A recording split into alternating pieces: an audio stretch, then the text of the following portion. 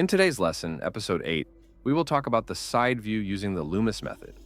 We will start by drawing a ball, then we place the front view guidelines on it, the same fixed lines we always use. In the front view, they appear as straight lines, but once the head rotates, those straight lines begin to curve. They become circular lines wrapping around the ball, like rings around it.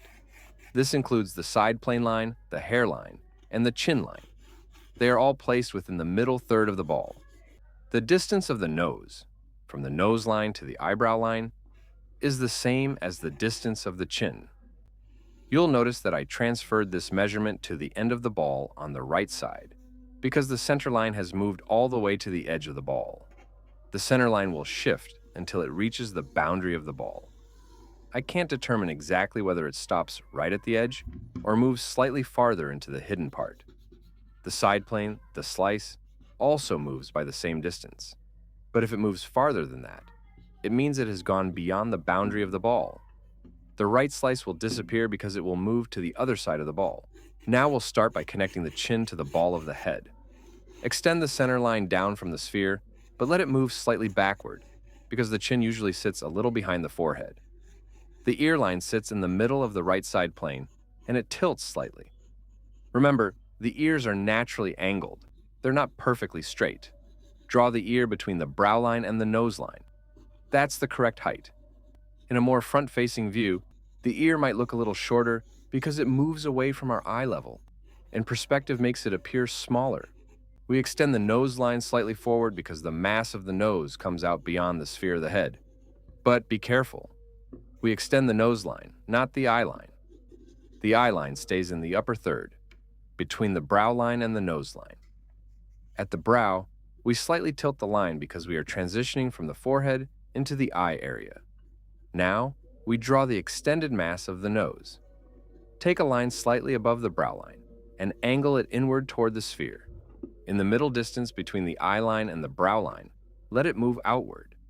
Use this movement to determine how far the nose projects. Then, let it angle back inward again toward the center line. Complete the nose mass. In this position, the nose has one side plane and one bottom plane, and the bottom plane has a triangular shape. You must focus carefully on this step, because it is the most important part in determining the rest of the facial proportions. Now we continue building the forehead. You'll notice that it's made of straight lines that move inward and outward. This movement shows the rises and falls of the skull structure, something you can't clearly see in a fully front-facing view. Next, we continue the hair until we reach the sideburn. You'll see that the hair follows the direction of the side plane and aligns with the tilt of the brow line, which guides the transition from the forehead into the eye area. Finally, we cut a small plane into the chin to clearly define the main planes of the face.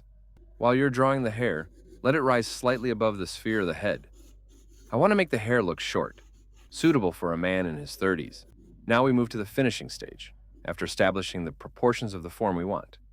When drawing the features, I start with the nose because I consider it the center of the face. From it, I adjust the eyes and the mouth. I follow the mass of the nose carefully. When I reach the upper cartilage area, I notice that it projects slightly beyond the front cartilage of the nose. It's important to distinguish between these forms to achieve a natural-looking nose. Next, I draw the nostril opening on the bottom plane of the nose. From there, I build the wing of the nose, making sure it does not extend past the end of the nostril opening.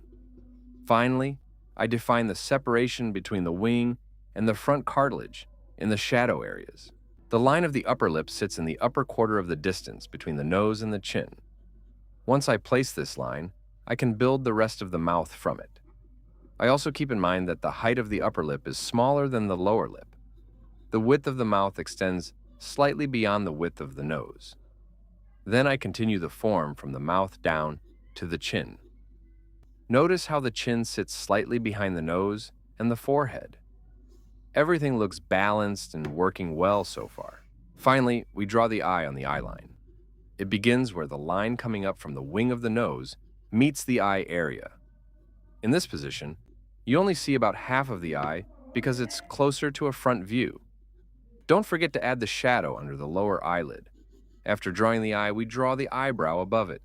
Then, we continue the hair below the ear. And that brings us to the end of today's episode. I hope you found it helpful and that it gave you a clearer understanding of how to construct the face step by step using these proportions. If you enjoyed the lesson, please let me know in the comments. I love hearing your thoughts and feedback. And if you think there's anything I could explain further or any tips you'd like me to add in future episodes, don't hesitate to leave a comment as well. Remember, practice is key, so keep applying these techniques in your own drawings.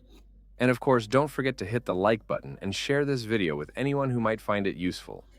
Your support really helps me keep making more content like this, my friend.